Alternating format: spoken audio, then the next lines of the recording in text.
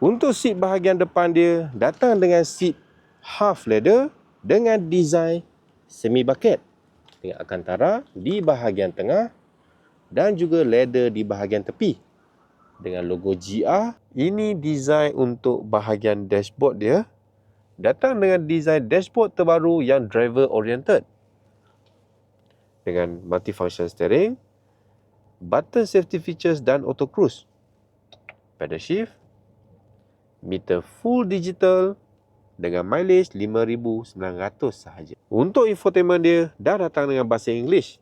Dan bila masuk reverse, kereta ni dah ada reverse camera dengan control aircon di bahagian bawah, auto transmission. Dan untuk GR4 korang ada 3 pilihan: normal, track dan juga gravel. Kat sini ada blind spot monitoring dan juga sound system JBL. Untuk berminat dengan kereta ni, korang boleh Roger je terus. Okay guys, jom kita tengok belah belakang pula.